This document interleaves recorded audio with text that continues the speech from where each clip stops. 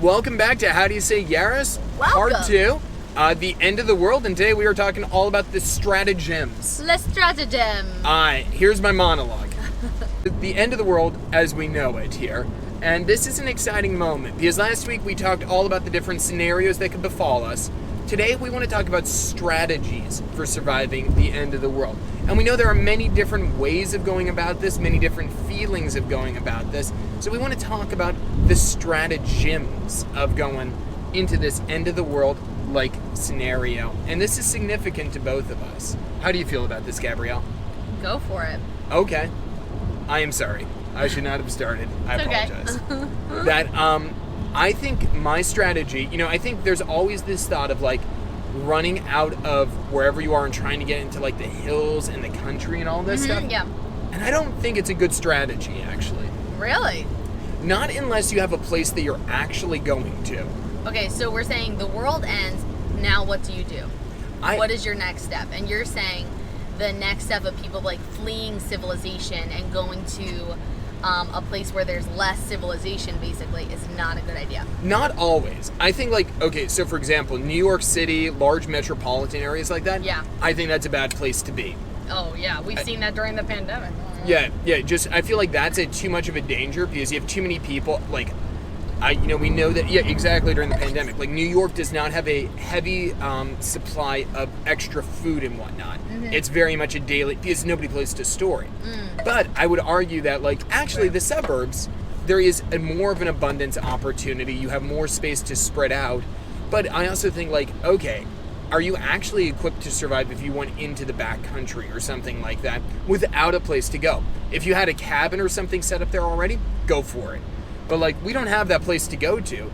So, right. Okay, now I'm leaving a home with insulation, theoretically at least some opportunity, even if it's not great, to go someplace I don't know. Yeah. Taking far fewer resources with me. Oh my gosh, only things you can carry. Yeah, so... Theoretically. Yeah, so I'm not saying that it would be... I guess you could probably take a car, depending on what happened to them. Where are you getting gas, though? So that's where I lean on staying, okay, unless things are obviously impossible in your area. Yeah. But, also everybody else is going to be hunting. What do you think? I think that's a great point. I always went with the idea of, we would go out and try to go to the wilderness and command, a new fortress, kind of. Build, that this is our area, get there first, stake out our area, and, that's our spot or whatever. But I actually... From a dream, I don't know if you remember, a couple months ago I had this dream, and I know it was related to some movie we had watched, and basically in the dream, we were all standing waiting for supplies. It was the world was already going downhill in the dream, and we were waiting in line almost for your rations. Okay. You had to wait in line to get your rations for the week. That's what we were waiting for. And so it was already everyone looks really depressed, and it's okay, but you have to wait in line. These are things we absolutely need, and we have to bring them back home. And in the distance, I saw explosions happening, and what looked kind of puffs of air, but reaching out maybe monsters or explosions. And I knew in my heart, I turned to you and I was we have to go home. It's happening. Yeah. And everyone in the line started turning is it happening? Is it happening? It was almost everyone, obviously things were bad, and it's people were waiting for something to happen, but it hadn't happened yet. And it was I could see into this crazy amount in the distance, and I was it's happening, they're coming. And I was we have to go. And we were at Vets Park. So then we went home to my parents. Yeah. Which is close to there. And we started rallying the troops, and we were everyone, it's happening. If you're gonna go, you have to go now. And if you're gonna stay, you have to stay now. And you have to make your decision now. Okay. This is all in my dream. I remember it very clearly. And in my dream, I start, I figure, I was we're gonna go. We had always decided we're gonna go. Yeah. Because it just made sense. We want to get, these monsters are coming, we want to go. Or whatever's coming, the explosions. But then I, turned to Caitlin, and if you're listening, you probably know, if you listened before, that my sister is in a wheelchair, all the time because of ALS, and it's horrible, and God is taking us through what it is, but we're asking for her to be healed.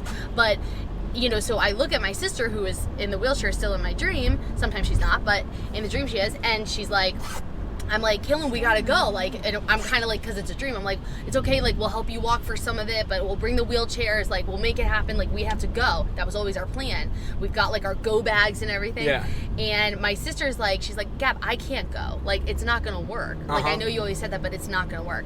And I was like, what do you mean? Like, it's time. Like, I saw it. Like, we have to make a decision now. Yeah. And she was like, I can't go. And it was kind of like a moment of indecision. And my mom was kind of like, it's okay. We'll stay with her. You go. And I was like, okay, it's decided. We're staying. Because I was like, I'm not going to go without you, but I have to make a decision because that's our best chance of survival. So we decided to stay, and then we started to build my parents' house into a fortress. Yeah. And that was what we did. So anyway, all that to say, I have totally changed my tune, and I now really do think that if you have a good fortress, you don't have a fortress. If you have a good spot that you could create into a fortress, like, that is worth it. But if, like, you need people, you need, like, enough land to really, like, you're, like, in my dream, it was very detailed. Like, we were not going to just take over my parents' house. The idea was, like, everyone was exiting their homes. We were going to go command other homes. Take over and, the like, neighbors. Create a compound. Yeah. Yeah. So, I had all those details going because you're going to need, like, because we don't have, like, a fresh source of water there. Like, we were going to have to, like, create this whole thing, but just make camp there and really, like, have enough people to, like, be like, this is ours. If you're going to be here, you're with us or you're out, you know? And so I think if you're going to stay in one spot, you have to kind of have those resources. Yeah. Because, like, if it was just you and me, we would have to leave, I feel like, because we would just be in our condo. And I feel like that's not protected enough.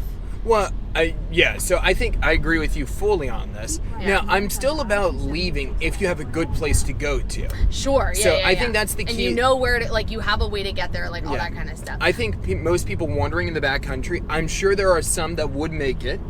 I think the most people just running off. But you need to have few people with you to make it. Honestly, because if you're moving like that, and I think there would be some people, but I think if people are really honest, most people would not make it in that lifestyle for a long period of time because you need a destination. Like, I think, like, I have a few friends that I knew that were more remote and, like, in a less crowded area, but I have a definite spot that I'd be going to that would have some setup going. Yeah. Not even, like, weird, like, survivalists, just like, oh, there's a house there's a place where, like, 2 or 3 basic needs are taken care of. Yeah. Because, you kind of need a structure. And, like, even, like, travel, like, cars and all that, like, okay, what happens when the electricity's out and it won't pump gas? Like, you have think about that. That's a real scenario in these. Yeah. So I think you're so right of, like, in our, like, places, like, I would be tempted maybe my parents, because it's less dense near them. Very true, but it would be bringing people with us there, of course. Yeah. Like, but I agree. I think it would be like, okay, you want this. Our so we live in a condo right now. Right. Terrible setup. Ours would be actually... We'd be so vulnerable. We would die. We're a first floor condo with a giant glass window. Like, we have there's no protection. Nowhere to hide. Yeah, no protection. So it'd be... We can't, like, create a wall there. Like, it's all concrete around it. Yeah. Like, at my parents, like, we could create a wall, or your parents, we could create a wall. Your parents also, I mean, granted, it's not an extraordinarily strong fence, but there is some basic... There's something to start with. Yeah. There is a property line there. That's there is some defense. Not honestly, really, like, any attack would break it down, because it's just like a standard, like, property dividing fence, but it's more than what we've got. Well, and there's a lot of, there are things that we could use as weapons at my parents', I'll say it that way. Whereas, you might not have that somewhere else. Yeah. So okay, so we're talking about what kind of community we would join, right? And then we're thinking about where we would go. Mm-hmm. That's set. Would we then are we talking about, like, what kind of community we'd want? Like, I think in this scenario. It's a great time to cut off relationships in this. I'm joking. Well, not really. This is not a moment where you'd bring somebody you didn't like into your relationships all of a sudden, or that you didn't fully trust in a real way. Like, can you imagine saying no to somebody in your, like, absolutely, who wants to join your community? Absolutely. Really? I can handle it. Oh no, I couldn't handle it. Oh, that's why I would be in charge of it. You're sending them to their death. Yeah, but Potentially. well, it depends on the person, though. Like, in most cases, Yeah. I would be okay saying yes if it worked. Yeah. But, yet again, what are they bringing to the table here? Yeah. Like, okay, you could possibly find help elsewhere, but you're not bringing anything to the table. Yeah. I can't have you here. In an end-of-the-world scenario, if you are able to work and Yeah. contribute, and I know you're not going to, I've got to cut you off. Yeah. But that being said, very different scenario of like, hey, say somebody that's wounded, a child, elderly individuals, not applicable as much. Right. But it'd be like, okay, I know some people in my life, and I think we all do that. Hey, I know you're lazy in your work ethic and your abilities right now. You're not bringing this to I can't have you as a freeloader in an end of the world scenario where we need every available worker, because in this scenario, yet again, there are going to be some people that can't. Yeah. We have to make sure we can care for those people. If you're able to and you just suck, I'm sorry, you got it. Best of luck. Oh my gosh, it's really hard. That's super hard. I think, I don't know. That would be really tough. I wonder, like, so what would then you think that would be your role? So what would be your role in the end of the world community then? Task let master. I feel like I'm good with direction and vision in this type of scenario. Yeah. And what needs to be done and assigning it to people? I feel like this would be the right option in this. Yeah. I also think I'd be possibly a farmer in this scenario as well. Nice. I'm sure everybody has multiple roles. Yeah. So I'm not saying that I would be necessarily the absolute leader. Yeah. But I think I would try to compete for that role, because I feel like at this world, end of the world, I want to be in charge. You know, gosh. If somebody's got to be, I don't want to let my fate in another person's hand. Oh my gosh, I so don't want to be in charge. Oh, I absolutely do. That end of the world, somebody in or out, I'm ready to go on this. I think I would also be executed from the community at some point. I'm pretty sure I'd be exiled sooner or later. I have no doubt. Oh, no. But I would like that role, because I feel like, hey, somebody's going to make very strong decisions here, and you got to be firm about what's going on. Right, so you want to have some ownership in it. Yeah. But I think it would, regardless, I think it would be like project manager in a lot of ways of like, hey, we've got to get these things done. Yeah. Are they being done? That's good. Yeah, because yet you'd be again, good at that. well, and also if you are not, hey, the crops aren't planted, guess what? There's no supermarket. We're going hungry. Guess who's getting exiled? Out! What would your job be? I think that I would, actually. I do think I would learn medicine. I think you would be you have a great bedside manner. Yeah, well, I just think it would be very necessary. Like, that's going to be, there are some places where eventually we'll get to those other roles, but like you're going to need people on hand because you won't be able to get them necessarily to a medical professional. So I would hope that I would have someone to learn from, because the thing is, I don't know that kind of stuff. But if there was someone to learn from or whatever it is, I would try to help with that role. I would pray that I would never be the only person. Like, I don't think I could handle that kind of pressure, but I think that I would join that kind of force, because I think there need to be a lot of people like, we need to handle, like, this needs to be an area that we can handle. So I think I would help with that. I think, at least to start, I feel like in the very beginning, like, I'd be like, okay, this is an area that we're actually going to need to have people in, and it's so prioritized that I feel like I could do it, I could handle it, so I would do it. Like, I could feel like I could handle all the, like, I loved my anatomy class and all that kind of stuff, because there's some people who just physically can't handle that. So I feel like I would like that, but I don't think that would be like my long-term role in the community. You know what I mean? I feel like I would want to do it when there's like an absolute need and like learn it, but then hopefully I could move away from it once we like built that up. You know what I mean? I feel like that would be more for crisis. What I think you would want to be excellent at that. What would your secondary role be then? Because again, going as on all of this, I think there would be like many roles, especially at the beginning. Yeah. But within like say a couple weeks, like, okay, at the beginning everybody's helping to build, fortify an area, prep. Yeah. But after that, like once that's done, okay, not everybody's doing that again. Yeah. If that makes sense, because you just don't need 50 people or 10 people or 20 people doing it. Yeah. What do you think would be more of your like? I think on the day-to-day, I think I'd be farming a lot. Right. Or like doing basic need type services. Yeah. So farming or construction of some kind.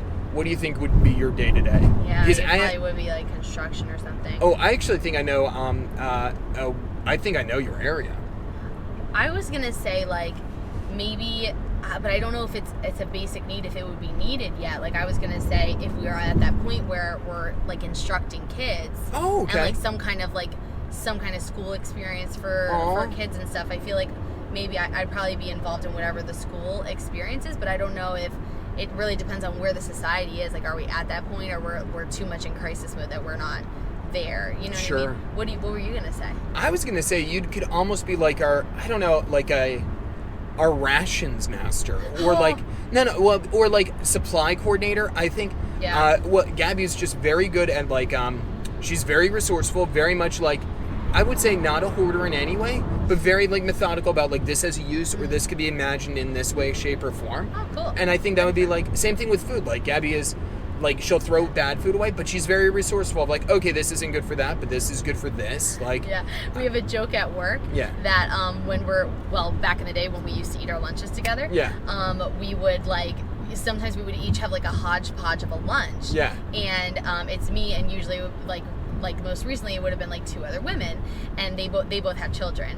And so we would, be like, oh wow, like you have like half an avocado, like a couple berries, like just random pieces of things. And I would similarly have, and they would joke, they're like, well, it's the mother's lunch.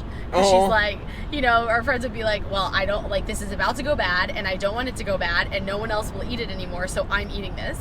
Fair enough. And I was like, that's so funny. Like, it'd be such random components. And I feel akin to that, even though we don't have children yet. It's like, we still, like, things are about to go bad. I'm like, well, I have to eat that now because it's going to go bad, and I don't want it to go bad. Yeah, no, I think that's real. Yeah, so you're right. Actually, I think maybe I would be like support or something in like the kitchen, or like or helping to make clothes. I could see that. Yeah, I think I could do basic, like how to, like, because okay, I take it back. I would love, but it's more adventure, and I wouldn't want like a lot of adventure with it. But, and this was in my dream too, if I get to go out and seek for stuff. Like, you have to go in houses that are, like, abandoned. Oh, okay. Yeah, and you have to, like, find what's useful and bring it back to the compound. Like foraging type thing? Okay. That would be amazing. I love it. My only thing with that is, I feel like in all the books I read and in the movies, like, the foragers are often, like, kind of like wanderers. Like, they go long distances and then they bring stuff back, like, after a long time. And I would not want to be away from the community for a long time. So this is only, like, local foraging. Okay, gotcha. I'd be on, like, the local foraging. You're not, like... Yeah, you're not like scouting at the end of the world here. You're like... No, I'm not like going and then I'll bring you guys back stuff in like 3 months and then I go to the next community. No. Like, I'm with my community, and like we need a couple foraging expeditions. I go with a group, not by myself. And like probably our group has someone who's gonna protect us. Like, I'll have like a weapon, but I'm not like the sole protector. You know what I mean? That makes sense. Yeah, I agree with you. Yeah. Would you go out on like I'd be gone fighting? for months. You'd be gone for months? Yep, adios. I'd be looking to find what we need. Oh my God. Adam, you would never do the foraging. You would find stuff and you'd be like, we don't need this. Adam's super minimalist, so he's just like... I feel in the end of the world, I'd be a very different person. I feel like you would still be like, it's not that great of a leather. We're not going to keep it. I think I would be. In an end of the world scenario, I think I would be more of a hoarder. I can't imagine you as a hoarder. Well, if you don't know where your next step's coming from, Right. But it's... Oh, I could buy that, or, yeah. Okay. Well, all right. I think we've done it. Yeah, I think so. Awesome. We'll see you later on for the next podcast. Okay. Oh, make sure, we forgot to do this in a bunch, but you could like and follow us, and by that, you can follow me, Adam Yaros, on Instagram. Gabby's on break right now. But email us at howdoyousayyaros@gmail.com with your ideas. Please like, subscribe, or do all those things. All the things. All the things. Bye.